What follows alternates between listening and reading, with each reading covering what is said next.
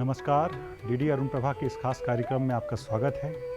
आज हम बात करेंगे आत्मनिर्भर भारत और अरुणाचल प्रदेश के लॉइन लूम के बारे में। एक बहुत प्रसिद्ध कहावत है कि आवश्यकता ही आविष्कार की जननी है।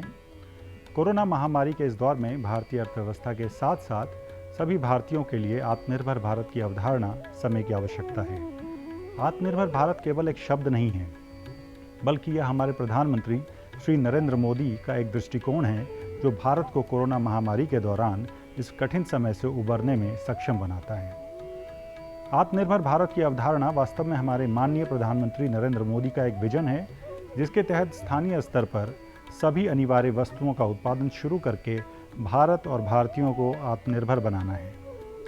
वोकल फॉर लोकल भी आत्मनिर्भर भारत अभियान का एक अभिन्न अंग है। आत्मनिर्भर भारत का वास्तव में मतलब है कि हम स्वदेशी रूप से उत्पादों का उत्पादन करने में सक्षम हों और अंततः हमारी आवश्यकता के अतिरिक्त उत्पादों का निर्यात करके वैश्विक अर्थव्यवस्था में एक बड़ी भूमिका निभाएं। आत्मनिर्भर भारत अभियान ने भारत में विभिन्न नवाचारों और नए उत्पादों के विकास को बढ़ावा दिया है। इससे भारत का आयात घटेगा और निर्यात बढ़ेगा और दीर्घकाल में हमारा व्यापार घाटा कम होगा। यह कार्यक्रम भारत सरकार के 5 ट्रिलियन इकोनॉमी विजन को प्राप्त करने में मदद करेगा। 15 अगस्त को प्रधानमंत्री नरेंद्र मोदी ने भारत के 74वें स्वतंत्रता दिवस को चिन्हित करने के लिए लाल किले पर तिरंगा फहराया। राष्ट्र को संबोधित करते हुए पीएम मोदी ने कोविड-19 महामारी प्रबंधन से लेकर आत्मनिर्भर भारत अभियान के हिस्से के रूप में घरेलू विनिर्माण को बढ़ावा देने के उपायों से लेकर मध्यम वर्ग के लोगों पर ध्यान देने के साथ अर्थव्यवस्था को पुनर्जीवित करने के कदमों के बारे में बताया। उन्होंने कहा कि किसानों को आत्मनिर्भर बनाना एबीएम की आधारशिला रहा है और वैश्विक बाजार की ज़रूरतों को पूरा करने के लिए मूल्यवर्धक भी साबित हो रहा है। प्रधानमंत्री नरेंद्र मोदी ने आत्मनिर्भर भारत पहल का एक व्यापक खाका प्रस्तुत किया और न केवल मेक इन इंडिया बल्कि मेक फॉर इंडिया के लिए भी जोर दिया। यह भारत के पुनर्निर्माण का एकमात्र मार्ग है। इसी क्रम में अगर अरुणाचल प्रदेश के हैंडलूम, खासकर लॉइन लूम की बात करें तो भारत को आत्मनिर्भर बनाने में यह मील का पत्थर साबित हो सकता है। अपने आकर्षक डिज़ाइन और विभिन्न अवसरों के लिए विभिन्न स्वदेशी परिधानों की बुनाई के लिए स्वदेशी जैविक सामग्री का उपयोग करने के लिए अरुणाचल प्रदेश का लॉइन लूम विश्व प्रसिद्ध है। अरुणाचल प्रदेश की कुछ जनजातियों के बीच रंग और डिज़ाइन का अपना प्रतीकात्मक अर्थ है। अरुणाचल प्रदेश का लॉइन लूम बुनाई के क्षेत्र में एक मजबूत और पारंपरिक आधार है, जहां हर अरुणाचली महिला बुनकर है। अपने खाली समय में महिला बुनकर हर घर में दैनिक उपयोग के लिए और स्थानीय त्योहारों में उपयोग के लिए भी अपना कपड़ा बुनती हैं। अरुणाचल प्रदेश में 1 लाख से अधिक बुनकरों का संबंध लॉइन लूम से है। 9 फरवरी 2019 को अरुणाचल प्रदेश की लॉइन लूम बुनाई को बहुत उत्साहवर्धन मिला, जब भारत के प्रधानमंत्री श्री नरेंद्र मोदी ने राजभवन ईटानगर के लॉन में स्थापित लूम का जायजा लिया। लॉइन लूम बुनकरों के साथ बातचीत करते हुए प्रधानमंत्री ने स्वदेशी लूम कला के संचालन के तरीकों में रुचि दिखाई। लॉइन लूम बुनाई अरुणाचल प्रदेश की महिलाओं द्वारा एक पीढ़ी से दूसरी पीढ़ी तक आई है और यह एक स्वदेशी कारीगर कौशल की विरासतों में से एक है। अरुणाचल प्रदेश की पारंपरिक बुनाई के डिज़ाइन और पैटर्न अद्वितीय, आकर्षक, विशिष्ट और दुनिया में अनोखे प्रकार के हैं।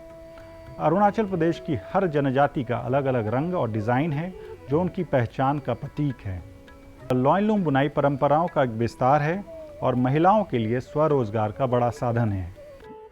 केंद्रीय कपड़ा मंत्री श्रीमती स्मृति जुबिन ईरानी अरुणाचल प्रदेश के माननीय राज्यपाल के निमंत्रण पर 22 फरवरी 2019 को राजभवन का दौरा किया और राजभवन ईटानगर के सामने के लॉन में तिरंगे की झोपड़ी में स्थापित लॉइन लूम के एक सेट की समीक्षा की। राज्य में करघे के संचालन को बढ़ावा देने के उद्देश्य से राज्यपाल और राज्य की प्रथम महिला ने राजभवन में केंद्रीय मंत्री की समीक्षा के लिए लॉइन लूम संचालन की व्यवस्था की। उन्होंने केंद्रीय मंत्री को इस पारंपरिक कार्य में लगी अरुणाचली महिलाओं की चुनौतियों से भी अवगत कराया। इस अवसर पर केंद्रीय मंत्री श्री किरण रिजिजू और कपड़ा और हस्तशिल्प राज्य मंत्री श्री तामियो तागा भी उपस्थित थे। आत्मनिर्भर भारत के इसी परिप्रेक्ष्य में आज हमारे साथ चर्चा के लिए जुड़ी हैं एक खास मेहमान अरुणाचल प्रदेश की प्रथम महिला श्रीमती नीलम मिश्रा। श्रीमती मिश्रा जब पहली बार अरुणाचल प्रदेश आई थीं तो पारंपरिक उत्तर भारतीय परिधान पसंद किया करती थीं, लेकिन इस पूर्वोत्तर राज्य ने श्रीमती मिश्रा को स्थानीय परिधानों के प्रति इतना आकर्षित किया कि आज वह अरुणाचल प्रदेश के पारंपरिक परिधानों को पहनना पसंद करती हैं। इतना ही नहीं, अरुणाचल प्रदेश की प्रथम महिला श्रीमती नीलम मिश्रा ने लॉइन लूम बुनाई की कला भी सीखी है। इन तमाम पहलुओं पर बात करने के लिए हमारे साथ मौजूद हैं स्वयं राज्य की प्रथम महिला श्रीमती नीलम मिश्रा। नमस्कार मैम, आपका हमारे कार्यक्रम में बहुत बहुत स्वागत है। मैम, सबसे पहले तो हमारे दर्शक ये जानना चाहेंगे कि first lady of the state के तौर पर अरुणाचल प्रदेश ने आपको अब तक कितना आकर्षित किया है और हैंडलूम, ख़ास तौर पे जो लॉइन लूम है, इससे आपका लगाव कैसे हुआ? मैं मन में सेवा समर्पण का भाव लेकर के अरुणाचल प्रदेश की मनोरम धरती पर 3 अक्टूबर 2017 को आई। यहाँ की सुंदरता, यहाँ के रंग बिरंगे पोशाकों में सुसज्जित लोगों के मुस्कुराते हुए चेहरे और उनका एक दूसरे को जय हिंद कह के अभिवादन करना मेरे दिल को छू गया। शपथ समारोह के लिए आई थी। शपथ समारोह के दौरान और उसके उपरांत यहाँ उपस्थित जो महिलाएं थीं, उनकी रंग बिरंगी पोशाकें थीं। एक अद्भुत तरह की डिज़ाइन थी जो मैंने पहले कभी नहीं देखा था, क्योंकि मेरा ये पहला अनुभव था अरुणाचल प्रदेश में, बल्कि मैं पूरे नॉर्थ ईस्ट में भी पहले नहीं आई थी। तो इस तरह से मैं अपरिचित थी इस तरह के वेशभूषा से। उसको देखकर मेरा मन इतना आकर्षित हुआ कि एक संबंध मेरे और उनके पहनावे के बीच में कायम हो गया, जो शायद जीवन पर्यंत मेरे साथ रहेगा। इसमें फिर मेरे मन में एक इच्छा जागृत हुई कि मैं इसको हाथ से छूं, इसको पास से देखूं, और वो तरीका नहीं था मेरे पास। तो मैंने निश्चय किया कि मैं एम्पोरियम जाती हूँ, क्योंकि एम्पोरियम से मेरा लगाव बहुत पुराना है।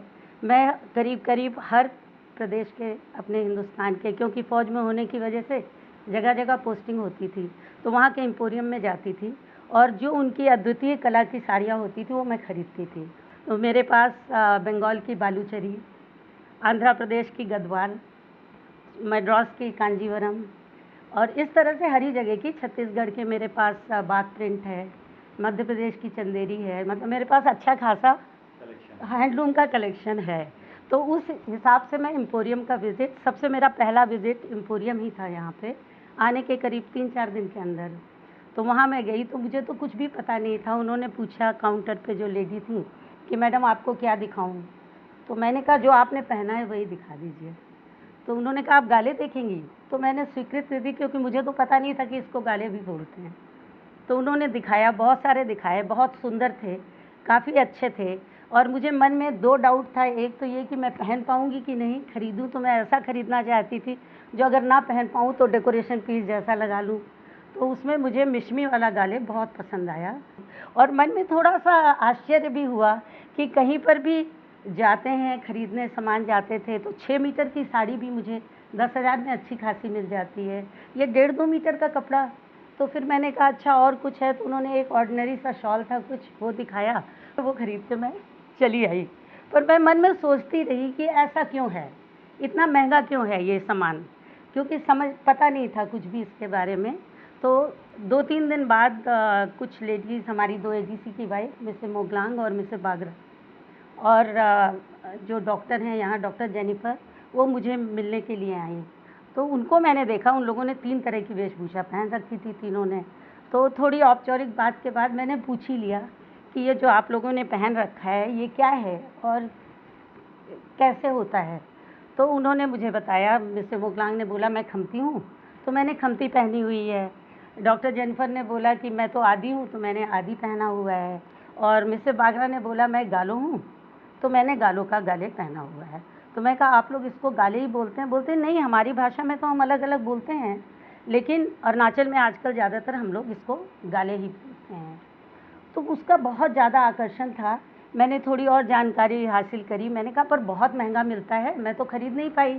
तो उन्होंने बोला मैम ये जो हाथ से बनता है ना वो महंगा होता है, जो आसाम लूम में बनता है वो महंगा नहीं होता, वो ठीक होता है, वो खरीद सकते हैं। तो मैंने कहा अच्छा दोनों तरह से बनता है क्या? मुझे पूरा समझ में नहीं आया, हाथ से बुनते हैं, और क्योंकि हमारा तो मतलब था हैंडलूम मतलब हाथ से बनता है, उसमें मुझे डिफरेंस नहीं था कमरगरघा और इसमें आसाम लूम में या और भी जो भी लूम है उतने में फ़र्क नहीं पता था। खैर उससे उनसे उतनी बात हो गई। फिर कुछ ऐसा हुआ, थोड़े दिन बाद म्यूज़ियम का विज़िट हुआ। तो म्यूज़ियम में जाने से मुझे काफ़ी कुछ आइडिया हो गया कि ये किस तरह से बनता है, क्योंकि वहाँ पे डिस्प्ले है सारा, और जो वहाँ पे एक्सप्लेन कर रहे थे उन्होंने भी मुझे काफ़ी अच्छे से एक्सप्लेन किया कि मैम ये इस सो एंड सो ट्राइब का है, और ये ऐसे लॉइन लूम पे बनाते हैं, और दिखाया भी, कपड़े भी दिखाए वहाँ पे, अच्छे से मैंने देखा। तो मेरा आकर्षण और बढ़ गया उसके प्रति में। फिर जब मैंने पता करना शुरू किया तो मुझे पता चला कि अगर मुझे लॉइन लूम वाला गाले ख़रीदना है तो इसी रेट में मिलेगा। तो फिर मैंने निश्चय किया कि ठीक है, मैं यहाँ आई हूँ, मेरे मन में इतनी इच्छा है तो मैं अब गाले ही पहनूँगी करके मैंने धीरे धीरे दुपट्टे से किसी तरह ट्राई करके देखा कि मैनेज कर सकती हूँ। फिर मैंने एक गाले का ऑर्डर दिया, वो जो ओजू मिशन से ख़रीदा, और नौकटे गाले था, जो मैंने 26 जनवरी 2018 को पब्लिक फंक्शन में पहली बार पहना, और तब से मेरी ये यात्रा लॉइन लूम के साथ शुरू हुई। मैम, हमने सुना है कि आपने एक डॉक्यूमेंट्री भी बनाई है, बुनाई की रंगीन दुनिया। हमारे दर्शक उस डॉक्यूमेंट्री के बारे में जानना चाहेंगे। और फिर हमारा दूसरा सवाल है कि क्या आपने ये बुनाई की कला सीखी, जो यहाँ लोकल लेवल पे बुनाई हो रही है, ये कला आप जानती हैं? जी हाँ, मैं जानती हूँ। ऐसा हुआ कि जैसे मैंने आपको बताया, मिसेस मोगलांग बेरी एडीसी की वाइफ थी, वो इसी राजभवन परिसर में रहती थी, तो अक्सर उनसे मुलाकात होती रहती थी। तो होते-होते थोड़ा फ्रेंडशिप जैसी हो गई, तो हम लोग एक दिन चाय पर बैठे हुए थे, उन्होंने कुछ एक दुपट्टा सा लिया हुआ था, तो बातों-बातों में ही मैंने पूछ लिया कि ये आपने जो ओढ़ा हुआ है ये तो बहुत अच्छा है, तो ये कहाँ से लिया? उन्होंने बोला ये तो मैंने खुद बनाया है। मैंने कहा आप बनाती हैं क्या? तो उन्होंने बोला हाँ, मैं तो बिल्कुल बनाती हूँ, और मैंने तो अपने वेलफेयर में बीएसएफ की थी, तो वेलफेयर में कुछ लेडीज़ को सिखाया है, जिसने प्रोफेशन के रूप में भी इसको लिया है। तो मैंने कहा फिर तो ये तो बहुत अच्छी कला आपके पास है, क्या आप मुझे सिखा सकती हैं? तो उन्होंने बोला हाँ, बिल्कुल सिखा देंगे। मैंने कहा मुझे तो एबीसी भी नहीं आता, और मैं अपरिचित हूँ एकदम इससे, क्योंकि हमारे नॉर्थ में तो ये कला है नहीं। उन्होंने बोला नहीं, आप बिल्कुल सीख लेंगी, मैं सिखाऊँगी। तो फिर वो वही चीज़ें, वही पूरी स्टोरी उस डॉक्यूमेंट्री में, बुनाई की रंगीन दुनिया में, मैंने दर्शाने की कोशिश की कि मेरी जर्नी कैसे मैंने सीखा। उसको अगर आप दिखाएँगे तो दर्शक को पता चलेगा कि क्या है। और उसको मैंने 2 अक्टूबर 2018 में रिलीज़ किया। जो मेरा मेन उद्देश्य था, हमारे राष्ट्रपिता महात्मा गांधी जी को श्रद्धांजलि देना, क्योंकि उनका एक सबसे बड़ा, आज की डेट में भी चरखा देख के हमें उनकी ही याद आती है, तो उनको समर्पित करना उस श्रद्धांजलि के रूप में। और दूसरा उद्देश्य था, क्योंकि तब तक मुझे थोड़ा आइडिया हो गया था कि यहाँ की यंग जनरेशन जो है थोड़ा लॉयल लूम से दूर हट रही है, तो उनको इस कला की ओर प्रोत्साहित करना भी मेरा उद्देश्य था। मैम, आपने कहा कि जो यंग जनरेशन है वो थोड़ा सा पीछे हट गई है बुनाई की कला से, लेकिन हम ये भी देखते हैं कि इसका एक बड़े पैमाने पे इसका प्रचार प्रसार भी हुआ है आज की तारीख में। जी, तो आप अरुणाचल प्रदेश के समाज को लेके अगर इसको देखें उस परिप्रेक्ष्य में, तो क्या इसका सामाजिक आर्थिक महत्व है? एक्चुअली तो लॉयल लूम यहाँ की, अरुणाचल की सामाजिक, सांस्कृतिक एवं आर्थिक व्यवस्था का मूल है। आप लॉयल लूम को और यहाँ के समाज को या यहाँ की आर्थिक व्यवस्था को एक दूसरे से अलग नहीं कर सकते हैं, क्योंकि लॉयल लूम पहने हुए किसी व्यक्ति को देखकर आप जान जाते हैं कि ये किस टाइप का है, ये किस ओहदे पर है। मतलब एक समाज का बूढ़ा व्यक्ति होगा, वयस्क मनुष्य होगा, एक बच्चा होगा। सेम तरह से महिलाएं जो हैं, उसमें मैरिड महिला है या अनमैरिड महिला है, उनके पहनावे में अलग होता है। जैसे खमती में जो यंग लड़कियां हैं वो अलग कपड़ा पहनती हैं, और जो उनकी मैरिड महिलाएं हैं उनका एक ब्लैक स्कर्ट होता है, ग्रीन कलर की बेल्ट जैसा लगाया होता है, और उनका दुपट्टे का स्टाइल मेरे ख्याल से अरुणाचल में और कोई लेडीज़ का किसी और ट्राइब में वैसा नहीं है। और क्योंकि इतनी सारी ट्राइब्स हैं यहाँ, मतलब मेजर 26 ट्राइब और सब ट्राइब 100 से अधिक, और सबका अलग अलग पहनावा है। तो उनके समाज में पुरुष का पहनावा अलग है, महिलाओं का अलग है, प्रीस्ट का अलग है। जैसे आपातानी का जो प्रीस्ट का शॉल है वो विश्व प्रसिद्ध है, हमारे स्टैम्प पर भी है वो।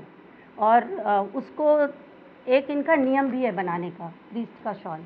अगर वो इनके रूल के हिसाब से हम जाएं तो उसको ऐसा नहीं है कि मैं उनका शॉल लेके गाले के रूप में पहन सकती हूँ, नहीं पहन सकती। तो ये इनकी सामाजिक व्यवस्था और आर्थिक इसलिए क्योंकि हमारी बुनियादी तो 3 ज़रूरतें हैं, रोटी, कपड़ा, मकान। और हमारे ख्याल से अरुणाचल बहुत लकी है इस मामले में, ये तीनों इनको फ्री में मिल सकते हैं। इनको ऑलमोस्ट फ्री में, एकदम फ्री तो नहीं कहेंगे, बैम्बू से घर बना लेते हैं, जंगल और खेती से इनका भोजन हो जाता है और अपने आप अपने वस्त्र बुन के पहन लेते हैं, जो कम से कम लागत में एक उम्दा पोशाक तैयार हो जाती है। बिल्कुल मैम, साल 2019 में अलग अलग समय पर प्रधानमंत्री श्री नरेंद्र मोदी और केंद्रीय मंत्री श्रीमती स्मृति ईरानी राजभवन आई थी और उन्होंने आपकी लॉइन लूम से जुड़ी गतिविधियां भी देखी थी। तो आप उस विजिट के बारे में बताएं कि प्रधानमंत्री और केंद्रीय मंत्री श्रीमती ईरानी ने क्या क्या उसको किस तरह से लिया था, क्या उसके बारे में उनकी क्या प्रतिक्रिया थी? हमारे राजभवन और हमारे यहाँ की बुनकर महिलाओं के लिए ये बहुत गौरव की बात है कि 2019 में प्रधानमंत्री मोदी जी आए, उन्होंने उनको प्रोत्साहन दिया और 3 तरह के वीविंग का लाइव डेमोन्स्ट्रेशन था उनके लिए। वो तीनों को उन्होंने बहुत सराहा और मेयर उनके प्रेजेंस से, मतलब उनका, आप कहिए प्रधानमंत्री हैं, उनकी पर्सनैलिटी है, उनका इंटरेस्ट, जिस तरह से उन्होंने चीज़ों को छुआ, देखा, बताया, हाँ हाँ हमारे गुजरात में पगड़ी का रंग फ़र्क होता है, इसी तरह आपके भी हर ट्राइब का रंग और वो सब चीज़ें अलग होती हैं। उससे प्रोत्साहित हुए और उनको एक जुड़ाव महसूस हुआ लॉइन लूम के प्रति हमारे बुनकरों को कि ये एक ऐसी चीज़ है जो हमारी पहचान है। ये हमारे लिए बहुत गौरव की बात थी। उसके अलावा उन्होंने एक फ़ोटो, जो ग्रुप फ़ोटो खिंचाई थी वहाँ के बुनकर और सबके साथ में, उसमें उन्होंने स्वयं दस्तखत किए और वो दस्तखत करके हमारे राजभवन की और ट्रेनिंग सेंटर्स की शोभा बढ़ा रहा है वो फ़ोटो। कपड़ा मंत्री जी जब आई तो मिसेस स्मृति ईरानी, तो उन्होंने तो बीइंग महिला होने की वजह से उन्होंने काफ़ी समय हम लोगों के साथ बिताया। मेरा भी एक लूम जैसे यहाँ है ऐसे ही एक लूम वहाँ लगा हुआ था। उन्होंने सब देखा ध्यान से, यहाँ तक कि वो मेरे लूम पर बैठ के उन्होंने थोड़ी सी बुनाई भी की और काफ़ी वार्ता की। और उनका जो प्रोत्साहन के अलावा उनका एक सुझाव था वीवर्स कार्ड बनवाने का। वीवर्स कार्ड बनवाना, यान बैंक करना, उससे प्रोत्साहित होकर एक ड्राइव सी शुरू हो गई थी। यहाँ बहुत सारी महिलाओं ने वीवर्स कार्ड बनवाए। वो हम लोगों के लिए उन दोनों का यहाँ पर आना बहुत ही गौरव और बहुत प्रोत्साहन देने वाला है और हमें लगता है कि शायद एक क्रांति के रूप में अरुणाचल में लॉइन लूम और उससे रिलेटेड चीज़ें, खाली लॉइन लूम नहीं कहेंगे, इवन आसाम लूम पे जो लोग बना रहे हैं वो सब चीज़ें भी उससे रिलेटेड, बहुत ही अच्छा एक्सपीरियंस था वो हम लोग। मैम, आपने ये कहा वीवर कार्ड के बारे में, हमारे जो दर्शक वीवर कार्ड के बारे में नहीं जानते हैं, अरुणाचल की जो महिलाएं नहीं जानती हैं उनके बारे में, तो आप उन्हें बताएं कि वो किस तरह से वो वीवर कार्ड बनवा सकती हैं और उसका उन्हें क्या फ़ायदा मिल सकता है? एक्चुअली जो स्मृति ईरानी जी ने जब बताया तभी मुझे भी पता चला कि वीवर कार्ड बहुत इम्पोर्टेंट है। अगर हमें वीविंग आती है तो हमारे पास वीवर कार्ड होना चाहिए, क्योंकि सरकारी योजनाओं का लाभ लेने के लिए हमें बताना पड़ता है कि हम वीवर हैं। क्योंकि ऐसे कोई भी XYZ बोलेगा कि हमें ये योजना का लाभ चाहिए, जैसे लोन चाहिए या फ्री यान चाहिए या हमें नेशनल लेवल पे अपने को रिप्रेजेंट करना है, तो ऐसे हम नहीं जा पाएंगे ना। हमारे पास कुछ होना चाहिए ना, उसके लिए वीवर कार्ड बनाना आवश्यक है। यहाँ पे हमारे फॉरेस्ट की एक लेडी थी, दोपा नाम है उनका, उनसे ऐसी ही बात करते हुए मुझे एक बार वो मिली। मैं उस समय पता कर रही थी कि इतने लोगों में कोई और वीविंग करता है कि नहीं। तो ज़्यादातर तो जो आसाम की महिलाएं हैं उन्होंने तो नो कह दिया, पर ये दोपा ने बोला हाँ मुझे आती है वीविंग। तो मैंने ऐसे ही फॉरेस्ट में काम करते हुए उससे बात किया था। फिर मैंने उसको फ्री यान दिया, यान दे के उसने वीविंग करी।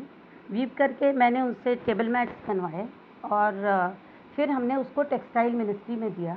टेक्सटाइल मिनिस्ट्री ने ख़रीदा, उसको 10% एक्स्ट्रा दे के फिर मैंने उनसे ख़रीदा, जस्ट टू इनकरेज है। और उनका वीवर कार्ड भी हमने बनवाया। तो वीवर कार्ड अगर होगा तभी लोन की फैसिलिटी, तभी रिप्रेजेंटेशन एज अ वीवर अगर हम अरुणाचल से बाहर जाते हैं। यहाँ तो जैसे मान लीजिए दिल्ली हाट में हम जाके अपना लॉइन लूम शो करना चाहते हैं, तो वहाँ वो हमको तभी तो जानेंगे कि मैं अरुणाचल से आई हूँ, मेरे पास ये वीवर कार्ड है। तो उससे जो भी सरकारी योजनाएं, चाहे राज्य सरकार की हों चाहे केंद्र सरकार की हों, उनका लाभ उठाने के लिए आवश्यक है कि हमारे पास वीवर कार्ड हो। जी मैम, आपने बताया कि आपने बुनाई की कला सीखी यहाँ पे लॉइन लूम से। इसके अलावा आप खुद भी उसका इस्तेमाल करती हैं, पहनती हैं, सार्वजनिक अवसरों पे भी जाती हैं। क्या आप हमारे दर्शकों को अपनी बुनी हुई कला कुछ दिखाना चाहेंगी? मैं ज़रूर दिखाऊंगी। पहले तो जो मैंने पहना हुआ है सब स्वनिर्मित है, एक्सेप्ट स्टोल। ये सब कुछ आपने जी हाँ, ये टॉप भी बनाया, ये भी बनाया है, ये स्वनिर्मित है। तो एक तो जो पहना है वो है, फिर यहाँ आप जो मैट देख रहे हैं ये सब मेरे बनाए हुए हैं, ये सारे मेरे बनाए हुए। सामने वो यूनिक चीज़ है, वो कुर्ता मैंने वीव किया है, क्योंकि उसमें कटिंग करने से जब मैंने पहले बनाया नया तो मैंने कोट बनाया, तो कोट का कपड़ा करीब 5-6 मीटर था, लेकिन उसमें एक शॉर्ट कोट ही बन पाया। तो टेलर ने, लेडी टेलर है मीजो की, उन्होंने बोला क्योंकि जब हम उसकी कटिंग करते हैं तो सारे उसमें से धागे निकलने लगते हैं, तो इट इज़ वेरी डिफ़िकल्ट कि मैं इसको स्टिच कर पाऊँ। तो मैंने जब ये कुर्ता बनाया तो बनाते समय ही मैंने इसके हाथ की और गले की कटिंग कर दी, वीव करते समय ही। तो वो मैंने बनाया, वो कोट भी मैंने ऊन से बनाया और बाकी सामान इधर है, आप देखना चाहेंगे? जी तो बिल्कुल, हम उसे दिखा रहे हैं। जी मैम, हमारा अगला सवाल होगा कि जो कोरोना महामारी का समय है, इसमें अगर हम देखें तो रोज़गार के स्तर पे काफ़ी लोगों को नुकसान हुआ, कई लोगों के रोज़गार चले गए। ऐसे में ये जो लॉइन लूम की बुनाई की कला है, अरुणाचल में काफ़ी प्रचलित है, तो आपको क्या लगता है इससे यहाँ के लोगों को कितना लाभ मिला? और ख़ुद आपने पिछले 1 साल में, ये लॉकडाउन वगैरह का जो समय रहा है, क्या इससे जुड़ी कला का कभी इस्तेमाल किया आपने बुनाई वगैरह के लिए? जैसा पूरे विश्व में इस महामारी का बहुत बड़ा प्रकोप था, तो अरुणाचल भी उससे अछूता नहीं रहा। सबसे ज़्यादा दिक्कत हुई लॉकडाउन में लोगों को, क्योंकि नॉर्मल में तो मान लीजिए पैसे लोगों ने रखे हुए हैं तो उनकी जीवन शैली आराम से चलती रहेगी, लेकिन जब लॉकडाउन हो गया तो कोई चारा नहीं है। असली मायने में तो जो हमारी हिंदुस्तान की मान्यताएं हैं उसने ही हमें मदद किया कोरोना पीरियड में, क्योंकि हम पूरी तौर से अभी भी सामाजिक तौर से कह लें या फैमिली वैल्यूज़ से कह लें, हम अभी भी पूरी तौर से बाज़ार पे डिपेंडेंट नहीं हैं। हम कुछ ना कुछ काम करते ही रहते हैं हम लोग। तो कोरोना पीरियड में ख़ास तौर से अरुणाचल में लोगों के पास अगर यान था तो उन्होंने पूरी वीविंग की, अच्छे से लॉइन लूम पे वीविंग किया और उन्होंने काफ़ी काम उस समय कर लिया था, क्योंकि अभी जब विमेंस डे हुआ 2021 का, तो उसमें मैं राजीव गांधी यूनिवर्सिटी में गई थी। वहाँ पर एक प्रदर्शनी लगी हुई थी लॉइन लूम की और हैंडीक्राफ्ट की और चीज़ों की, तो ऑफ कोर्स उन्होंने उस पीरियड में बनाया था, तभी वो डिस्प्ले हुआ। तो उससे उनको कम से कम जो बेसिक नीड है उसकी कमी तो नहीं पड़ी, फटे कपड़े नहीं पहनने पड़े, जंगल पे डिपेंड होके, खेत पे डिपेंड होके खाना उनको मिलता रहा। हाँ, बड़े शहरों में ईटानगर में ज़रूर प्रॉब्लम हुई, यहाँ सरकारी हेल्प पे डिपेंड होना पड़ा लोगों को। उनको जब सब्जी आती थी तो भाग के सब्जी लेना पड़ता था, फ्री राशन मिलता था तो राशन लेना, क्योंकि यहाँ भी जैसे बाकी मेट्रोपॉलिटन की तरह ईटानगर में भी, क्योंकि कैपिटल है, पॉपुलेशन ज़्यादा हो गई है, तो यहाँ भी जो नेचुरल रिसोर्सेज की कमी है, तो इसलिए इनको कष्ट हुआ। लेकिन जहाँ तक लॉइन लूम का सवाल है, मेरे हिसाब से बहुत फलित हुआ वो पीरियड, क्योंकि लोगों के पास टाइम था, कहीं जाना नहीं था, तो लोगों ने अच्छे से बनाया। मेरे लिए ख़ास तौर से बहुत ही फ्रूटफुल रहा, क्योंकि मैं, जैसा आप जानते हैं कि राजभवन में रहती हूँ, तो यहाँ पर कोई बहुत सारा बड़ा सा हेल्प हैंड नहीं है एक्सेप्ट स्टाफ का, और उस समय स्टाफ कट डाउन था, कुछ लोग छुट्टी गए हैं, वो वहाँ लॉकडाउन है, कुछ कोई प्रॉब्लम से, तो स्टाफ की भी काफ़ी कमी थी। तो ये जो लॉइन लूम है ये आप अकेले नहीं कर सकते, आपको इसको रैप करने के लिए किसी की मदद चाहिए होती है, एकदम अकेले आप कर ही नहीं सकते। उसी पे मेरा ये इन्वेंशन था, ये मैं आपको दिखाना चाहूँगी। तो इसको मैंने सर्वप्रथम एक बुक पे ट्राई किया। बुक पे क्यों ट्राई किया? क्योंकि मुझे लगा बहुत आसान है, एंड मैं टीचर रही हूँ थ्रू आउट लाइफ, तो जो काम करती हूँ सोचती हूँ मैं किसी को सिखाना पड़े तो आसानी से सिखा सकूँ। तो एक धागे की जगह मैंने 2 रंग का धागे का किया, जिससे कि इसका, और पेंसिल का प्रयोग किया है यहाँ पे, तो इससे मुझे कॉन्सेप्ट क्लियर करने में बहुत ही आसानी है। अगर कल को ये बच्चों के स्कूल में इंट्रोड्यूस हो तो मेरे ख्याल से सेकंड थर्ड स्टैंडर्ड का बच्चा भी इसका बेसिक जान के कर लेगा। और फिर ये फ्रेम जैसा छोटा फ्रेम अगर हम बना के बच्चों को देंगे तो इसमें रैप करके, और ये मूवेबल है इधर, वो फिर कमर पे बांध के और उसमें हम वीविंग कर सकते हैं। और ख़ास तौर से छोटे बच्चों को कोई चीज़ शुरू करते हैं तो उनको लगता है जल्दी ख़त्म हो जाए, तो उनको हम अगर बहुत बड़ा प्रोजेक्ट दे देंगे, बड़ा लूम दे देंगे और कहेंगे बनाओ, तो वो बोर हो जाते हैं और कर नहीं पाते हैं। तो उनको सिखाने के लिए ऐसा कुछ पोर्टेबल चीज़ होने से, मतलब मैं तो इसकी कारपेंट्री की कोई एक्सपर्ट नहीं हूँ, पर बोल के ऐसा एक मैंने सोच के बनाया है। एंड मैं श्योर हूँ कि जब दर्शक देखेंगे तो उनमें कोई ना कोई ऐसा होगा जो इसको इतना बढ़िया पोर्टेबल बना देगा कि छोटे बच्चे इसका प्रयोग कर सकेंगे। और ख़ास तौर पे आपने ये बताया, ये काफ़ी मुझे लगता है इनोवेटिव है। ये मैंने अपने भी कॉन्सेप्ट क्लियर करने के लिए मेरे लिए बहुत अच्छा था कि एकदम क्लियर हो गया। इसके अलावा मैंने क्या किया, जो टेबल होती है नॉर्मल टेबल, इसमें तो नीचे लगा हुआ है, उसको अपसाइड डाउन करके इसी ढंग से सारी चीज़ें बांध दी और अकेले रैप कर लिया। तो अकेले रैप करने की वजह से मैं उसको फिर बाद में ट्रांसफ़र करके उस पर वीव कर सकी।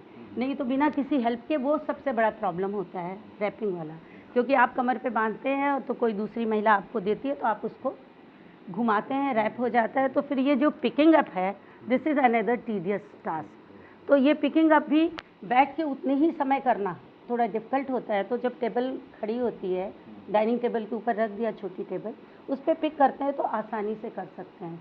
तो मेरे अंदर आत्मविश्वास, आत्मनिर्भरता दोनों आई कि मैं अकेले ये चीज़ मैनेज कर सकती हूँ। इसके अलावा जितने भी मेरे पास लॉयन लूम के कपड़े पड़े थे, उससे मेरी ग्रैंड डॉटर थी, उसका मैंने डॉल्स बना दिए, फ्रॉक्स, बेबी फ्रॉक सिल दी। एक गाले से मैंने मेरी डॉटर का फ्रॉक बना दिया, फिर मैंने हैंड बैग्स बनाए। और इस तरह से मैंने छोटे छोटे आइटम कुछ स्टोल और लॉयन लूम इस्तेमाल करके किए, और काफ़ी फ्रूटफुल रहा मेरे लिए, क्योंकि मुझे मेरे कॉन्सेप्ट बिल्कुल क्लियर हो गए। और जैसा मैंने बताया कि मुझे काफ़ी अपने ऊपर भरोसा हुआ कि अगर मुझे कोई भी मेरे हेल्प नहीं करेगा तो भी मैं ये कार्य कर सकती हूँ। मैम, अभी आपने जिक्र किया आत्मनिर्भरता का, तो हमारा सवाल भी उसी से जुड़ा है। भारत सरकार का एक महत्वपूर्ण कार्यक्रम है आत्मनिर्भर भारत।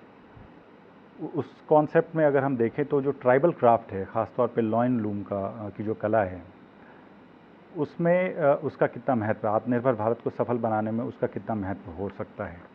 गांधी जी ने कहा है कि खादी सामाजिक स्वदेशी की पहली सीढ़ी है। उनका उससे वही मतलब था कि जब हम स्वदेशी होते हैं तो हम आत्मनिर्भर होते हैं, जब हम अपनी चीज़ का प्रयोग करते हैं तो हम आत्मनिर्भर होते हैं, जब हम दूसरे पे निर्भर होते हैं तब हम आत्मनिर्भर नहीं होते। आत्मनिर्भर का अर्थ ही ये है कि हम स्वयं पे स्वावलंबी हैं, अपने पैरों पे खुद खड़े हैं।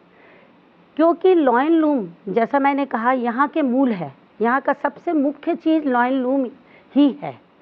इसलिए अगर हमें अपने पहले कोई भी चीज़, आत्मनिर्भर का मतलब ये है कि पहले हम खुद आत्मनिर्भर बनेंगे, फिर हम अपने घर को आत्मनिर्भर बनाएंगे, फिर हम अपने समाज को आत्मनिर्भर बनाएंगे, फिर प्रदेश को, फिर देश को। तो ये तो इम्पॉसिबल है कि हम कहें हम भारत आत्मनिर्भर बनाएंगे लेकिन हम खुद दूसरों पे निर्भर हैं।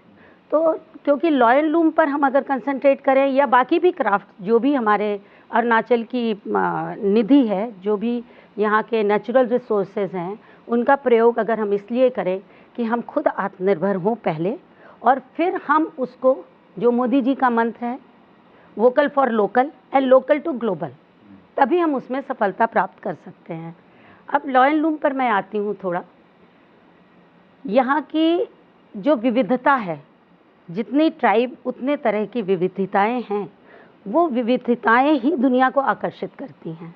क्योंकि अगर आप एक तरह का कपड़ा देखते रहेंगे रोज़, तो कितना भी सुंदर हो, आप उसको सब लोग नहीं पहनना चाहेंगे। जब हमारे ब्यूटी कॉन्टेस्ट में हमारे यहाँ की लड़कियाँ गईं, तो इन्होंने अगर अपना पहनावा पहना, अपनी पोशाक पहनी, तो बहुत सराहा गया।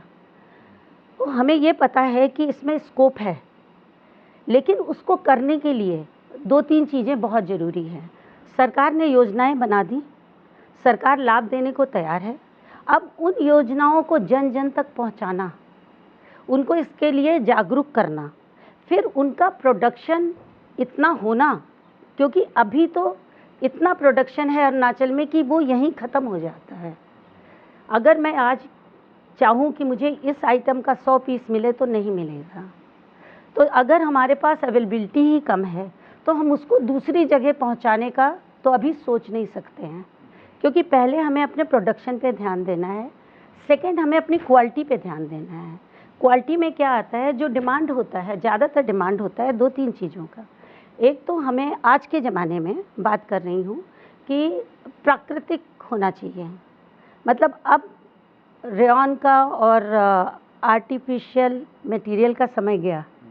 अब हम प्योर चाहते हैं, चाहे वो सूती हो चाहे वो सिल्क हो, तो क्वालिटी चाहते हैं हम उसमें। तो एक तो उसका क्वालिटी होना चाहिए, प्राकृतिक रंगों का और प्राकृतिक धागों का प्रयोग होगा तो वो ज़्यादा अच्छा है, क्योंकि अभी नया रिसर्च भी कहता है कि जो हम एक्रिलिक पहनते हैं वो हमारे बॉडी के लिए, हमारे इवन नकारात्मक सकारात्मक सोच के लिए सही नहीं है। हमारे जो प्राकृतिक चीज़ें हैं वही हमारे साथ सही जाती हैं। इसीलिए कहा जाता है कि जहाँ आप रहते हैं वहाँ की जो प्राकृतिक चीज़ें हैं उनका उपयोग चाहे खाने के लिए हो, पीने के लिए हो, रहने के लिए हो, घर बनाने के लिए हो, वो सबसे उत्तम है, वो सबसे उत्तम है। उसमें बेशक कोई प्रॉब्लम हो, लाइक हम कॉटन का यूज़ करते हैं तो थोड़े दिन बाद ख़राब हो जाता है, एक्रिलिक ख़राब नहीं होता। आर्टिफिशियल कलर जो हैं वो ख़राब नहीं होते, वो चाहे जितनी बार धोइए। जो नेचुरल कलर होते हैं वो 6-7 वॉश के बाद ख़राब हो जाते हैं। अभी आप जब देखेंगे तो मैं आपको अपना एक गाले दिखाऊंगी जो मैंने टर्मरिक में डाई किया था। तो टर्मरिक में डाई करने से बाद वो 2-3 वॉश में ख़राब हो गया था, उसको मैंने रीडाई कर दिया टर्मरिक में। तो थोड़ा एफ़र्ट है, थोड़ा एफ़र्ट है, लेकिन वो हमारे ख्याल से अरुणाचल में हमें करना चाहिए। पहला पॉइंट तो मेरा ये है कि हमें ज़रूर करना चाहिए, और जब हम अपना लोकल खुद प्रयोग करेंगे फिर हम उसके बारे में बताएंगे लोगों को, चाहे दर्शाएंगे। जैसे दिल्ली हाट में हम प्रदर्शनी लगाएं, हम दिल्ली के एम्पोरियम में लगाएं, सारे एयरपोर्ट्स पे हम अपना डिस्प्ले करें, तो तब हम वोकल होंगे लोकल के प्रति। और उसको ग्लोबल बनाने के लिए तो जब हम उतने हो जाएंगे तो तब हम ग्लोबल होंगे। जो एयरपोर्ट पे आएंगे फॉरेनर्स वो हमारा आइटम देखेंगे। फिर दूसरा हमें थोड़ा कॉम्पिटिटिव बनाना है, कॉम्पिटिटिव इन द सेंस कि क्योंकि मैं नई थी यहाँ, इसलिए शायद मेरा एक्सपीरियंस वो कहता है कि अगर मैं पहले आती यहाँ और बाज़ार जाती तो शायद मैं गाले नहीं खरीदती, तो जैकेट खरीदते, क्योंकि जैकेट को अडॉप्ट कर लिया गया है नॉर्मल रूटीन में सबके पहनने के लिए। पर गाले अभी यहाँ का ट्रेडिशनल ही है, गाले हर लड़की नहीं पहनेगी, दिल्ली की या महिलाएं तो बिल्कुल ही नहीं पहनेंगी और लड़कियाँ भी कम पहनेंगी। तो उसको उसलिए अडॉप्ट करना है, उसमें डोरी लगानी है, रैप ऑन बनाना है और कुछ थोड़े मोटिव्स लगा देने हैं जिससे बहुत मेहनत ना आए, तो यंग गर्ल्स उसको अफोर्ड कर सकें तो वो उसको पहनेंगी। तो उस तरह से वो थोड़ा पॉपुलर होगा। फिर ग्लोबल बनाने के लिए हमें मटेरियल एंड क्वालिटी नंबर 1 रखनी है, तो उसमें हम सिल्क का प्रयोग कर सकते हैं। नॉर्थ ईस्ट जो है यहीं पर एरी सिल्क उपलब्ध है, और तो कहीं हिंदुस्तान में एरी सिल्क नहीं मिलता और शायद वर्ल्ड में भी ना मिलता हो सकता है कुछ जगहों पे हो, मुझे उसकी नॉलेज नहीं है। उसको हम कैश कर सकते हैं। एरी सिल्क जो है वो अहिंसा सिल्क कहलाता है, क्योंकि उसमें कुकून को मारा नहीं जाता, मतलब उसके अंदर जो मौत होता है वो मरता नहीं है, वो अपने आप मौत निकल जाता है उसमें से, तो वो पूरा धागा रहता है। जबकि जो मलबरी कुकून है उसको हमें गर्म पानी में डालते हैं तो उसके साथ में उसका जो पीपा होता है कीड़ा वो मर जाता है, तो उसको हिंसक मानते हैं। तो आज के ज़माने में जहाँ पे अहिंसा का, एनवायरमेंटलिस्ट का ज़्यादा बोलबाला है और ग्लोबल बनाने के लिए ये चीज़ें आवश्यक हैं। दूसरा, चाइल्ड लेबर नहीं होना है, कोई किसी महिला का एक्सप्लॉयटेशन नहीं होना है। तो जब हम लॉयन लूम द्वारा निर्मित करते हैं सामान को, तो हमें उसमें के साथ एक नोट लिखना चाहिए कि ये this is made by so and so, as this and also pure material है। उसका थोड़ा सा छोटा डिस्क्रिप्शन होना चाहिए, सो दैट जो इन चीज़ों में अभी कहना नहीं चाहिए, पर जो चीज़ इसमें बाधा उत्पन्न करते हैं कि ये एक्सप्लॉयटेशन हो रहा है। जैसे उससे मुझे याद आता है कि मेरे हस्बैंड बनारस के हैं, भदोई में कारपेट इंडस्ट्री बहुत पॉपुलर थी एक ज़माने, कहीं से रूमर हो गई कि चाइल्ड लेबर का यूज़ होता है और इंडस्ट्री एकदम ठप हो गई। तो नकारात्मक सोच जाने से 1 सेकंड नहीं लगता चीज़ खराब होने की। इसलिए हमें अपने प्रोडक्शन के साथ साथ उसके साथ एक सकारात्मक सोच को साथ में लेके चलना और करना भी है। हमें एक्सप्लॉयटेशन भी नहीं करना है, मैं ये नहीं कह रही हूँ कि एक्सप्लॉयटेशन करना चाहिए। लेकिन ज़रूरी है कि हम उसको वोकल हों, उसके बारे में हम उसके बारे में बता सकें।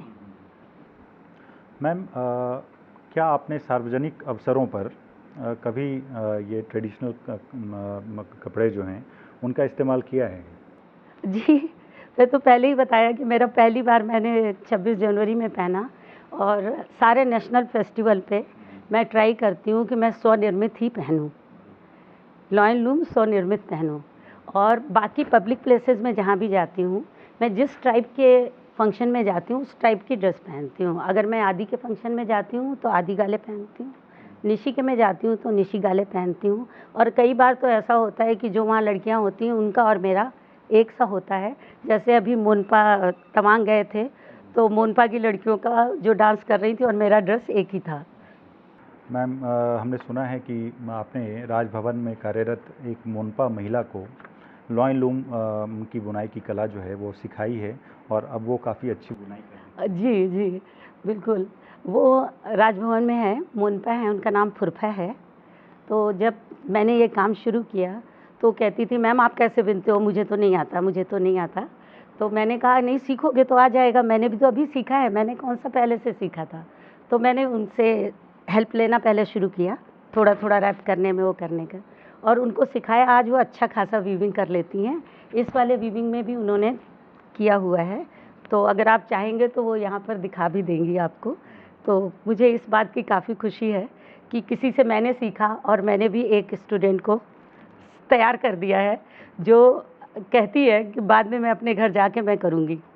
मैम, तो हमारा आखिरी सवाल है कि अरुणाचल प्रदेश की विभिन्न जनजातीय समूह की महिलाओं को आप क्या संदेश देना चाहेंगे?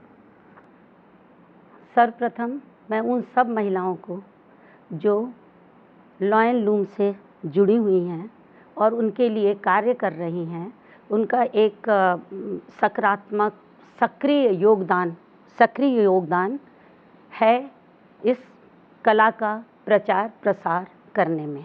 उनका मैं अभिवादन करती हूँ, अभिनंदन करती हूँ, नमन करती हूँ, क्योंकि उनकी वजह से ये परंपरा, एक पहचान आज तक जीवित है और आगे भी उम्मीद है कि उन्हीं की वजह से जीवित रहेगी जो अपना सक्रिय योगदान दे रही हैं।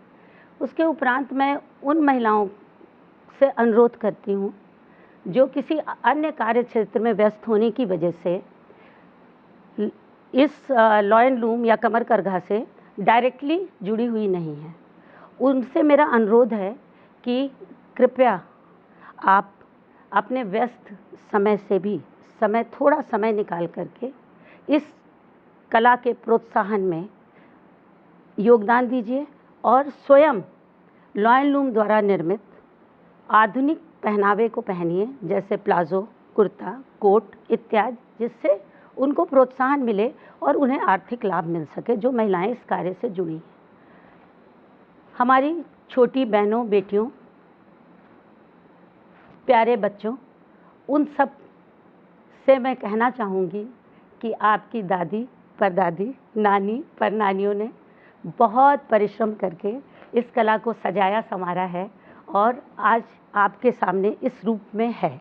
इसे लुप्त मत होने दीजिए और आप इसको थोड़ा थोड़ा करके सीखिए और इसको परिष्कृत करिए, इसको इस लायक बनाइए कि इसे लोकल से ग्लोबल तक ले जाइए। ये आपके हाथ में है, आप हमारा भविष्य हैं और आपसे मेरा ये अनुरोध है।